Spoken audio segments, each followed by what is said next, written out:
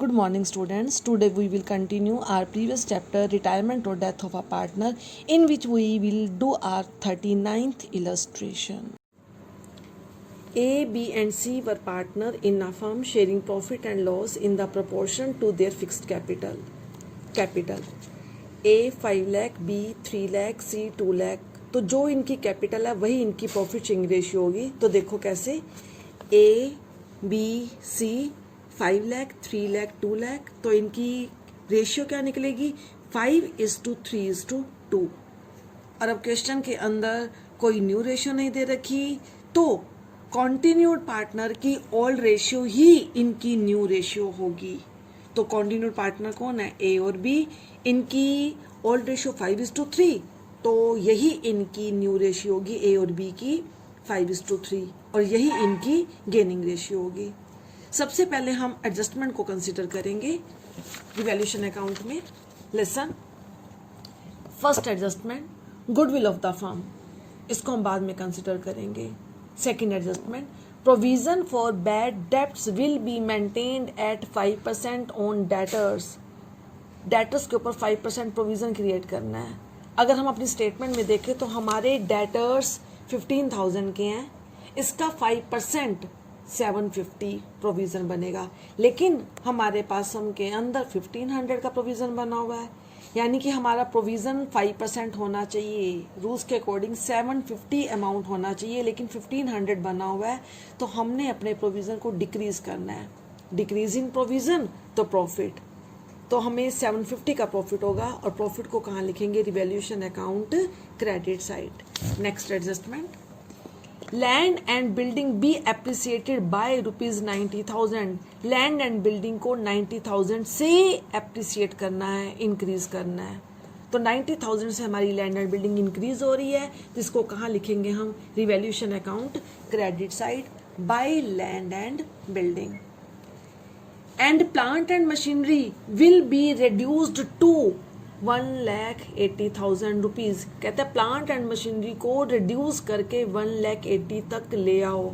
तो देखो balance sheet के अंदर प्लांट एंड मशीनरी हमारी 2 लाख की मेंशन है. इसका मतलब पहले 2 लाख की है, अब प्लांट एंड मशीनरी को रिड्यूस करके 1,80,000 तक लेके आना है. तो हमें 20,000 का लॉस हो गया. लॉसेस को कहाँ लिखा जाता है, रिवैल्यूएशन अकाउंट डेबिट साइड. तो टू प्लांट एंड मशीनरी 20,000. आगे next adjustment A agree to repay his loan. कहता है ए अपने लोन की पेमेंट कर देगा. इसका रिवैल्यूएशन से कोई लिंक नहीं है. अब हम रिवैल्यूएशन अकाउंट को क्लोज करके उसका प्रॉफिट और लॉस कैलकुलेट करेंगे. तो देखो credit side is more than debit, difference amount 70,750 हमारा प्रॉफिट आएगा. और ये प्रॉफिट हमने पार्टनर्स में डिस्ट्रीब्यूट करना है. यहाँ पे हमें सम के अंदर पार्टनर्स करंट अकाउंट बनाने के लिए भी कहा गया है. तो सारी एडजस्टमेंट कैपिटल अकाउंट में ना लिख के हम करंट अकाउंट में लिखेंगे. Revaluation account profit will be transfer to A's current account 35,375, B's current account 21,225 and C's current account 14,150. अब पहले हम पार्टनर्स करंट अकाउंट बनाएंगे. तो partners current account A B C, सारी adjustment, undistributed profit, undistributed losses, retiring partner की goodwill की adjusting entry, सारी current account में ट्रांसफर की जाएगी. Lesson A B C. सबसे पहले हम रिवैल्यूएशन अकाउंट का प्रॉफिट बाय रिवैल्यूएशन 35,375, 21,225 एंड 14,150. उसके बाद जनरल रिजर्व बैलेंस शीट के अंदर गिवन है, तो 75,000 वो भी हम ओल्ड रेशियो में डिस्ट्रीब्यूट करेंगे और ये करंट अकाउंट में जाएगा. Bye general reserve 37,500, 22,500, 15,000. अब हमें बैलेंस शीट के अंदर P&L एसेट साइड गिवन है. इसका मतलब ये लॉस, इस लॉस को भी हमने करंट अकाउंट में ट्रांसफर करना है. तो लॉस के कारण पार्टनर्स कैपिटल डिक्रीज होती है. Decrease in capital, partners capital debit. तो हम इसको डेबिट साइड लिखेंगे. To P&L 1,20,500, 72,300 and 48,200. अब हमने रिटायरिंग पार्टनर की गुडविल की एडजस्टिंग एंट्री करनी है। इस स्टेटमेंट के अंदर सी की रिटायरमेंट हो रही है और गुडविल की कैलकुलेशन के लिए हमें कैसे कहा गया है, goodwill of the firm be valued at 2-year purchase of average profit of last 3 year, profit for the year 15 and 16, 4 lakh and 3 lakh। तो अब गुडविल की कैलकुलेशन कैसे करनी है हमने, listen, valuation of goodwill, average profit 15 के 4 लाख, 16 के 3 लाख, लेकिन 17 के हमें 2,41,000 बैलेंस शीट के अंदर गिवन है। तो ये बैलेंस शीट वाले लॉस हैं, एसेट साइड गिवन है तो लॉस हैं। तो profit plus profit minus loss divided by 3। तो इस प्रकार हमारे पास एवरेज प्रॉफिट आएंगे 1,53,000। Goodwill 2-year purchase of average profit, तो गुडविल एवरेज प्रॉफिट 1,53,000 इंटू 2, तो हमारे पास टोटल अमाउंट गुडविल का 3,06,000 आएगा। अब हमने सी का शेयर निकालना है क्योंकि ये तो टोटल है, सभी पार्टनर्स की है। सीज शेयर, सी का शेयर है हमारे पास 2/10। तो सीज शेयर 3,06,000 इंटू 2/10 61,200। अब हमारी एंट्री क्या बनेगी, remaining debit to retiring, gainer debit to retiring. तो गेनर यहाँ पे कौन कौन है, ए और बी। तो हमारी क्या एंट्री पास होगी, एज करंट अकाउंट डेबिट, क्योंकि सारी एडजस्टमेंट हमने करंट अकाउंट में करनी है। A's current account debit, B's current account debit to C's current account. C की गुडविल कितनी है, 61,200। तो ये अमाउंट ए और बी कंपनसेट करेंगे अपनी गेनिंग रेशियो में, और गेनिंग रेशियो यहाँ पे क्या है 5:3। तो 61,200 इंटू 5/8 38,250, 61,200 इंटू 3/8 22,950। अब इसको हम करंट अकाउंट में कैसे पुट करेंगे, lesson, by A's current account, क्योंकि सी क्रेडिट हो रहा है 61,200 से, लेकिन उसमें से 38,250 ए के कारण हो रहा है। तो by A's current account 38,250, by B's current account 22,950। अब ए और बी की कैपिटल डिक्रीज होगी तो करंट अकाउंट में लिखेंगे debit side to C's current account, A 38,250 and B 22,950। अब हमने सबसे पहले सी का अकाउंट क्लोज करना है। सी का जो बैलेंस है उसको कैपिटल में हमने ट्रांसफर करना है, क्योंकि हमने जो पेमेंट करनी है रिटायरिंग पार्टनर की वो कैपिटल अकाउंट के थ्रू करनी है।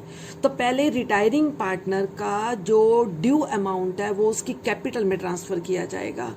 तो क्रेडिट 90350 माइनस डेबिट 48,200, तो जो डिफरेंस अमाउंट आएगा वो टू सीज कैपिटल 42,150। बाकी ए और बी का हम बैलेंस निकाल लेंगे। ए का डेबिट बड़ा है, क्रेडिट स्मॉल है, तो बैलेंसिंग फिगर कहाँ आएगा, credit side. Balance C D 85,875 और बी का 51525। इसके बाद अब हम बनाएंगे पार्टनर्स कैपिटल अकाउंट। तो पार्टनर्स कैपिटल में सबसे पहले हमने कैपिटल के बैलेंस लिखने हैं बैलेंस शीट में से, और वो हमें कौन से गिवन है, बैलेंस ए का 5 लाख, बी का 3 लाख, सी का 2 लाख। अब हमने रिटायरिंग पार्टनर का सबसे पहले करंट अकाउंट में से बैलेंस ट्रांसफर करना है। तो सी का कितना है 42,150 है, तो ये जाएगा credit side by C's current account 42,150। बाकी सारी एडजस्टमेंट तो हम ऑलरेडी करंट अकाउंट में ट्रांसफर कर ही चुके हैं। अब पहले हम रिटायरिंग पार्टनर का अकाउंट क्लोज करेंगे। तो रिटायरिंग पार्टनर को हमें सम के अंदर क्या कह रहा है, देखो फोर्थ एडजस्टमेंट है, A agreed to repay his loan, asset side हमें ये लोन गिवन है और वो कहता है कि वो पेमेंट कर देगा। तो वो हमारा लोन है 35,500 का। इसका मतलब फर्म को 35,500 ए से मिल गए, और ये अमाउंट अब नेक्स्ट एडजस्टमेंट में देखो, loan repaid by A was to be utilised to pay C. कहता है ए ने जो लोन की पेमेंट की है ये अमाउंट सी को पे करने के लिए यूज करेंगे। तो ए का लोन था 35,500, ये पैसा फर्म के पास आया है और इस अमाउंट को फर्म अब सी को पेमेंट करने के लिए यूज करेगी और बैलेंस को हमने कहाँ पे ट्रांसफर करना है, सीज लोन अकाउंट में। तो देखो अब सी की पेमेंट कैसे करेंगे, टू बैंक 35,500 और रिमेनिंग अमाउंट लोन में ट्रांसफर करेंगे और उसके बाद ए और बी के हम क्या निकाल लेंगे, balance CD 5 lakh and 3 lakh. अब न्यू सिलेबस के अकॉर्डिंग हमारी बैलेंस शीट नहीं है तो इसलिए इस सम के अंदर मैं बैलेंस शीट अब प्रिपेयर नहीं कर रही। और आगे वाले जो टॉपिक्स हैं एडजस्टमेंट ऑफ कैपिटल, वो टॉपिक भी इस साल के लिए डिलीटेड है। तो इस प्रकार आज हमारा रिटायरमेंट का लास्ट क्वेश्चन होगा, इसके बाद हमारी रिटायरमेंट का चैप्टर टॉपिक कंप्लीट हो जाएगा। दैट फिर हम कंटिन्यू करेंगे last sum. Yes, now we start illustration 40, very important and good question. Listen, Parth, Angad and Lisha are partners in a firm sharing profit and loss in the ratio 3:2:1. Angad retire and his claim of capital and goodwill is ₹50,000. कह रहा है Angad retire हो रहा है और capital और goodwill ये दोनों मिलाकर अंगद का फर्म के अंदर कितना अमाउंट ड्यू बन रहा है, 50,000। उसके बाद आगे देखो क्या कह रहा है, after this it was found an unrecorded piece of furniture valued at ₹12,000 which had to be recorded. कहता है इसके बाद ये 50,000 कैलकुलेट करने के बाद उन्हें एक अनरिकॉर्डेड फर्नीचर पता चला है जिसकी वैल्यू 12,000 है और जिसको अब हमने रिकॉर्ड करना है। तो इसका इफेक्ट क्या पड़ा, हमारी एसेट इंक्रीज हो रही है। एसेट और लाइबिलिटी का प्रॉफिट और लॉस सबसे पहले हम रिवैल्यूएशन अकाउंट पे इसका इफेक्ट दिखाते हैं, उसके बाद हम पार्टनर्स में डिस्ट्रीब्यूट करते हैं। तो सबसे पहले जो अनरिकॉर्डेड फर्नीचर है इसके बिहाफ पर हम रिवैल्यूएशन अकाउंट प्रिपेयर करेंगे। तो देखो आगे क्या कह रहा है, after recording determine revised amount due to Angad and settled him this piece of furniture and balance in cash. कहता है रिकॉर्डिंग के बाद अंगद का रिवाइज्ड अमाउंट निकाल लो और उसकी जो सेटलमेंट है वो कैसे करनी है, उसको फर्नीचर देकर और बैलेंस अमाउंट कैश देकर। तो देखो सबसे पहले हम अनरिकॉर्डेड फर्नीचर को रिकॉर्ड करेंगे, एसेट इंक्रीज हो रही हैं, इंक्रीज इन एसेट तो रिवैल्यूएशन अकाउंट पे इसका इफेक्ट दिखाएंगे। तो हमें प्रॉफिट हो रहा है, प्रॉफिट तो हमारी एंट्री क्या बनेगी, furniture account debit to revaluation 12,000, increase in asset तो प्रॉफिट है तो रिवैल्यूएशन अकाउंट क्रेडिट होगा। नेक्स्ट एंट्री, अब इस प्रॉफिट को हम ऑल पार्टनर्स में उनकी ऑल रेशियो में डिस्ट्रीब्यूट करेंगे। तो नेक्स्ट एंट्री क्या होगी, revaluation account debit to Parth's capital to Angad's capital to Lisha's capital 6,000, 4,000 and 2,000। अब देखो बिफोर रिवैल्यूएशन अंगद का शेयर कितना था, 50,000। रिवैल्यूएशन के बिहाफ पे उसको कितना प्रॉफिट मिला है, 4,000। तो after adjustment revised amount Angad का कितना बनेगा, 50,000 प्लस 4,000, 54,000। ये अमाउंट हमने अंगद को देना है।